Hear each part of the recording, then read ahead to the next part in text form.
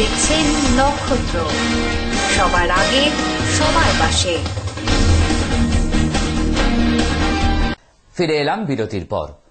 আসন্ন পুর নির্বাচন যাতে সুষ্ঠুভাবে সম্পন্ন হয় সেই দিক লক্ষ্য করে যথেষ্ট তৎপর শিলিগুড়ি পুলিশ কমিশনারেটের তরফ থেকে, জানালেন Siliguri police commissioner Manoj Verma.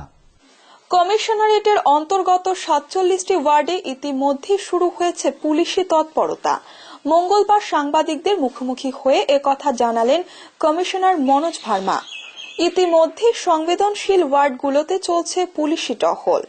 ১ platoon force থাকলেও আরও ২ প্লাটুন ফোর্স আনার কথা জানান তিনি। তবে পুরসভা নির্বাচন যাতে সুষ্ঠুভাবে পরিচালিত হয় তার জন্য যথেষ্ট বাহিনী আছে এবং কেন্দ্রীয় বাহিনী সেরকম দরকার নেই বলেও জানান তিনি। ইলেকশনে আমি এই মুহূর্তে যেটা বলতে পারছি, এক্সট্রা ফোর্স আমাদেরকে ১ প্লাটুন ফোর্স অলরেডি দেওয়া হয়েছে, প্লাস কিছু ফোর্স এখানে এক্সিস্টিং ফোর্স ছিল যেটা আমাদেরকে বলা হয়েছে ওই ফোর্সটা ইউজ করতে। প্রায় ২ প্লাটুন অলরেডি আমরা পেয়ে গেছি। রুট মার্চ, নমিনেশন যে প্রসেস হচ্ছে এই সব জায়গায় দেওয়া হয়েছে। আরও কিছু ফোর্স আসবে। টোটাল ফোর্সের কি রিকোয়ারমেন্ট আছে, কত ফোর্স আমরা পাবো সেটা আমার পক্ষে এই মুহূর্তে বলা সম্ভব নেই, কিন্তু আমি এটা বলতে পারি দ্যাট যথেষ্ট নিরাপত্তা থাকবে during the election process. Actually এটা আমার পক্ষে বলাটা ঠিক হবে না, বিকজ এটা পলিসি ডিসিশন, এটা যেরকম ইনস্ট্রাকশন আসবে সেই রকমই কোর্স আমরা পাবো। ডাইরেকশন ইলেকশন কমিশনে আমরা পেয়েছি, যা যা ডাইরেকশন পেয়েছি সেইগুলো অলরেडी इम्प्लीमेंटेशन शुरू हो गए। आइडेंटिफिकेशन उनका कौन कौन से बूथ संवेदनशील है, मतलब बहुत ज्यादा सेंसिटिव है, मोस्ट सेंसिटिव नॉर्मल बूथ, वो कैटेगराइजेशन और उसका जो क्राइटेरिया है एमसीसी में और इलेक्शन कमीशन की जो गाइडलाइन है उनके अनुसार उनका पहचान ऑलरेडी शुरू हो गया है एंड पुलिस अरेंजमेंट उसके हिसाब से कर रहे हैं। এবার মনোনয়নপত্র জমা দেওয়ার শেষ দিনে এক প্রকার বড়সড় দলীয় কোন্দলে জড়িয়ে পড়ল শিলিগুড়ি বিজেপি। শিলিগুড়ি পুরসভার মনোনয়নপত্র জমা দেওয়ার শেষ দিন ছিল মঙ্গলবার। বিজেপি দল থেকে ঠিক শেষ মুহূর্তে পরিবর্তন করা হচ্ছে প্রার্থী, তার জেরেই এই বচসার সূত্রপাত। কেন এটা সম্পূর্ণ ষড়যন্ত্রের শিকার আমরা। হ্যাঁ জমা করছি, হ্যাঁ জমা, হ্যাঁ টাইম দিছে, এটা তো সম্পূর্ণ ফর্মালিটি মেনটেন করছে ওরা, আর কিছু না। এটা সম্পূর্ণ ষড়যন্ত্র। এটা আমরা সমস্ত কর্মীরা আমরা ষড়যন্ত্রের শিকার। সমস্ত কর্মীরা আমার দলের ইনভেস্টিগেশন করে দেখুক যে ওর কর্মীরা কয়জন আছে, অরুণিমা বর্মনের দলে কয়জন আছে। অনলি ফর 3 or 4%, আর এভরিথিং পার্সন আমার। আপনার নাম কি? আপনি তো অর্পিতা দাস। হ্যাঁ, আপনাকে তো বদল করা হয়েছে। হ্যাঁ, কেন মনে হচ্ছে, কেন বদল? এটা ষড়যন্ত্রের শিকার। এটা সম্পূর্ণ ষড়যন্ত্র। উপর মানে আমাদের জেলা স্তরে আর মন্ডলের স্তরে এদের সম্পূর্ণ ষড়যন্ত্র। কিছু মনে করছে যে হ্যাঁ হ্যাঁ অবশ্যই আর্থিক লেনদেনই হয়েছে। এরকম হতেই পারে না, কোনো কজ দেখাতে পারবে না। আর ওর থেকে আমার এডুকেশনাল কোয়ালিফিকেশন বেশি, আমার মেম্বার সাপোর্ট বেশি। বুধবার ৩৮ নম্বর ওয়ার্ডের প্রার্থী সন্তু দাস বিজেপির হয়ে প্রার্থী মনোনয়নপত্র জমা দেন মঙ্গলবার, কিন্তু ঠিক শেষ সময়ে সেই সিদ্ধান্ত নেওয়া হয় সদ্য তৃণমূল ছেড়ে বিজেপিতে যোগদান করা নিত্যানন্দ পালকে প্রার্থী করা হবে। ফলে দলের প্রতীক জোটেনি সন্তু দাসের কপালে। ওনাদের নাকি ৩৬ আর ৩৮-এ অ্যালার্জি আছে, ওনারা নাকি প্রতীক দিবে না।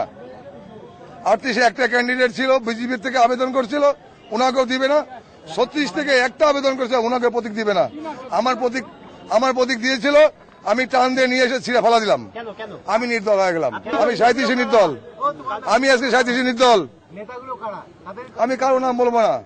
আরো এসএস আলুলিয়ার সম্পূর্ণ চক্রান্ত এগুলা, এসএস আলুলিয়ার সম্পূর্ণ চক্রান্ত এগুলা। কিন্তু আমার সঙ্গে আলুলিজির কিছুদিন আগে থেকে ঝগড়া চলছিল একটা ক্যান্ডিডেট নিয়ে। ৩৮ নম্বর ওয়ার্ডে একটা ক্যান্ডিডেট, ওনার চয়েসফুল ক্যান্ডিডেট ছিল। আমি বলছি উনি জিততে পারবে না, আমি যাকে দিচ্ছি সে জিততে পারবে। এইটার উপরে আজকে উনি এই কাজটা করলেন। আমি থাকছি না, আমি সদস্য। যদি পার্টি সদস্য রাখে আমি সদস্য থাক। ৩৬ নম্বর ওয়ার্ডে সানুবদ্ধ, পার্থবদ্ধ ভালো নাম, ভালো নাম ৩৭-এ তুফান শাহ, মনোরঞ্জন শাহ ভালো নাম, ৩৮-এ সন্তু দাস, ৩টাই নির্দল। ঠিক শেষ মুহূর্তের এই সিদ্ধান্তে পরিবর্তনের ফলে প্রত্যেকে একটি আর্থিক লেনদেনের অভিযোগ তুলছে। তবে এই ব্যাপারে মুখ খুলতে নারাজ বিজেপি সভাপতি রথীন্দ্র বোস। একটা মানুষকে দলের মধ্যে নিয়ে এসে তাকে পুরোপুরি ইউজ করে তাকে যেই মুহূর্তে সিম্বল দেওয়ার সময় সেই মুহূর্তে তাকে বলা হচ্ছে সিম্বল দেওয়া হবে না। কিসের জন্য সেটা? আমার বিরুদ্ধে কোনো অভিযোগ নেই, আজকে সেই অভিযোগটা কেন উঠছে? এতদিন কোনো অভিযোগ ছিল না। আমি এগুলো ব্যাপারে কোনো মন্তব্যই বলতে চাই না। আমার বক্তব্য, আমার সিম্বল আজকে আমাকে দিতে হবে, কারণ 8 মাস ধরে আমরা তখন কোনো বক্তব্য আমাদের পুরো দেওয়াল লেখা কমপ্লিট, আমাদের পুরো ব্যানার লাগানো কমপ্লিট, পুরো সিসিএন, পুরো আপনাদের চ্যানেলে প্রত্যেকটা জায়গায় আমাদের দেখানো হচ্ছে। আমাদের কোনো মান সম্মান নেই। আমার বিরুদ্ধে কি বলেছে? এতদিন কেন বলেনি? আজকে কিসের জন্য বলছে? কি কারণে আজকে বলছে? কোনো যুক্ত ছিল না, কারণ আমি এলআইসি চিফ অ্যাডভাইজার, আমার কোড নাম্বার M0044। ঠিক আছে, আমি এলআইসি এজেন্ট থেকে চিফ অ্যাডভাইজার হয়েছি ভালো পোস্টের থেকে এসে। কোন কোম্পানির সঙ্গে আমি জড়িত নই চিট ফান্ডে। আমার ওয়াইফ একজন এজেন্সি দিয়েছিল, সেটাতে কোনো বিজনেস করা হয়নি, কারণ সে যে জোর জবরদস্তি আমার প্রতিবেশী এসে বলেছিল একটা কোড করে দিই। আমি সদ্য জয়েন হয়েছে নিত্যানন্দ পাল নামে একজন, টিএমসি থেকে এসেছে। হ্যাঁ, তাকে একটু দেখাচ্ছে সে হাই প্রোফাইল লোক, তাকে টিকিটটা দিলে ওয়ার্ডটা জেতা সম্ভব। আজকে সংগঠন পুরো আমার সাথে, পুরো ওয়ার্ডের, ওনাকে টোটাল ওয়ার্ডে 3টা লোক চিনে না, কারণ সে ইসলামপুর থেকে এসেছে নতুন, এবং কি তার জঘন্য অপরাধ আছে। সে তার ওয়াইফকে আগুনে পুড়িয়ে মারিয়ে নিজের শালিকে আবার বিয়ে করে আমাদের পাড়ায় এসে তিনি সংসার করছে। এখন অবশ্যই আর্থিক লেনদেন হয়েছে, তাছাড়া কিভাবে সম্ভব? কারণ 3 দিন হলো সে পার্টিতে আমাদের পাড়ায় এসছে, তার টিকিট হয়ে যাচ্ছে। সে কোনদিন পার্টিতে আমাদের ওয়ার্ডে আসেনি, ওয়ার্ডে কেউ চিনে না তাকে। জেলা সভাপতির সাথে দেখা করেছি, জেলা সভাপতি বলছে এখানকার যে সেক্রেটারি বালুদা, তাকে সে অর্ডার দিয়েছে আমাকে প্রতীক দিতে না। তার মানে তাদের বড় হয়তো লেনদেন হয়েছে আমার হিসাব, তাছাড়া তো সম্ভব না এটা। কি করে? কারণ এতদিন আমাকে আজকে লোক সব কমপ্লিট, আমাকে নাম দিয়ে দিয়েছে, টিকিট দিয়ে দিয়েছে, এখন বলছে যে এখন লোগো দেওয়া সম্ভব না। যদি এরকম সময় আসে তাহলে পরে আমি চিন্তা ভাবনা করবো। এখন এখনো কিছু চিন্তা ভাবনা করিনি, আগে দল করুন দেখিস, তাহলে পরে আমি নির্দল হিসাবেই দাঁড়াবো। তাছাড়া তার কোনো উপায় থাকবে না, আমার তো মুখ রক্ষা করতে হবে। আমাকে জনসাধারণ তো ভালোবাসে, পুরো ওয়ার্ডে আজকে প্রায় 250 ওয়াল আমার লেখা কম। আমরা একটা ওয়ার্ড বাদে সব ওয়ার্ডে আমরা সিম্বল দিয়েছি। আর দ্বিতীয় কথা হচ্ছে যে আমাদের যে 38 নম্বর ওয়ার্ডটা ছিল, সেটা পরে আমরা জানতে পেরেছি যে চিটফান্ডের সাথে যুক্ত ছিল, এবং আমরা ভারতীয় জনতা পার্টি একমাত্র দল যারা চিটফান্ডের বিরুদ্ধে লড়াই করছি। এবং এটা জানতে পারার পরে স্বাভাবিকভাবেই আমরা সেখানটায় আমরা তাকে, যে ক্যান্ডিডেট ছিল তাকে আমরা সিম্বল দিতে পারি, বাকি আমরা দিয়েছি। এবং আজকে চিটফান্ডের প্রভাব কত সেটা আমরা দেখলাম যে তার পাশের ওয়ার্ডের একজন আমাদের সিনিয়র কার্যকর্তা তিনি সিম্বল ছিঁড়ে ফেলেছেন, সেই জন্যে আমরা বাকি সব দিয়েছি। প্রথম কথা হচ্ছে ভারতীয় জনতা পার্টিতে এরকম কোনো পদ্ধতি নেই। ভারতীয় জনতা পার্টিতে একটা সাংগঠনিক পরিকাঠামো আছে, তার মধ্যে দিয়ে আছে, এবং সেখানে নির্বাচিত যে প্রতিনিধি থাকেন তারও একটা মতামতের ব্যাপার আছে। দ্বিতীয় কথা হচ্ছে যে আজকে ভেস্টেড ইন্টারেস্ট কতটা হয়ে গেছে তার প্রমাণ আজকে আপনারা দেখতে পেয়েছেন। আজকেও অভিযোগ উঠেছে যে আর্থিক লেনদেনের মাধ্যমে এইগুলো টিকিট বিক্রি হচ্ছে, সম্পূর্ণ ভোগা। বুধবার উত্তর দিনাজপুর জেলার কালিয়াগঞ্জ পৌরসভা নির্বাচনকে কেন্দ্র করে মনোনয়নপত্র জমা নেওয়া শান্তিপূর্ণভাবে শেষ হল। বুধবার দুপুরে উত্তর দিনাজপুর জেলার কালিয়াগঞ্জ পুরসভার নির্বাচনকে কেন্দ্র করে মনোনয়নপত্র জমা দেওয়ার শেষ দিন ছিল। এদিন কালিয়াগঞ্জ পৌরসভার 17টি ওয়ার্ডের মধ্যে গত সোমবার তৃণমূল কংগ্রেস 2টি আসনে মনোনয়নপত্র জমা দিয়েছিল।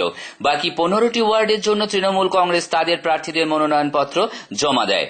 সেই উপলক্ষে তৃণমূল দলের পক্ষ থেকে একটি মিছিল কালিয়াগঞ্জ সমষ্টি উন্নয়ন দপ্তরের কর্মী ও সমর্থকদের নিয়ে এসে তৃণমূল জেলা সভাপতি অমল আচার্য ও তৃণমূল যুব সভাপতি গৌতম পালের উপস্থিতিতে তারা মনোনয়নপত্র জমা দেয়। কঠোর পুলিশি নিরাপত্তার মধ্যে এই মনোনয়নপত্র পেশ করে তারা। 25শে মার্চ মনোনয়নপত্র জমা দেবার শেষ দিন ছিল। আর ইতিমধ্যেই সব রাজনৈতিক দল তাদের মনোনয়নপত্র জমা দিলেও তৃণমূল কংগ্রেস বাকি থাকা 15টি ওয়ার্ডে তাদের মনোনয়নপত্র জমা দেয় বুধবার। সোমবারে 2টো দিয়েছি, আজকে আমাদের 15টা সাবমিট হচ্ছে। আর আমরা যেটা ভিত্তির উপরে না, গোটা বাংলা পরিবর্তনের হওয়া, কিন্তু এই কালিয়াগঞ্জ অনলি ফর উত্তর দিনাজপুরের ভিতরে কালিয়াগঞ্জ, এই কালিয়াগঞ্জ পৌরসভাটা 20 বছরে আমাদের কংগ্রেসের আন্ডারে ছিল, এবং এবার যা পরিস্থিতি দেখছি যে আমরা কংগ্রেসকে হয়তো 17-0 করে দেবো, কারণ মানুষ দিবে ভোট। আমাদের নেত্রী মমতা বন্দ্যোপাধ্যায় এত সুন্দর বাংলার কাজ করছে যে সেই কাজের নিরিখে আমাদের ভোট এগোচ্ছে, আর সিপিএম কংগ্রেস ভোট পিছাচ্ছে। তাই আমরা একটা আশা করছি যে আমরা 17টাই এবার জিতব। ভোট নিজেদের দখলে রাখবে। হ্যাঁ, আমরা এবার রাখবই, কারণ মানুষ আমাদেরকে ভোট দেবে। আমরা মানুষের কাজ করি, আমরা 24 ঘন্টা মানুষের কাজ করে যাই। ফের সময় একটা বিজ্ঞাপন বিরতির। ফিরে আসছি বিরতির পর, ততক্ষণ সঙ্গে থাকুন নক্ষত্র নিউজ। আপনারা দেখছেন নক্ষত্র, সবার আগে সবার পাশে।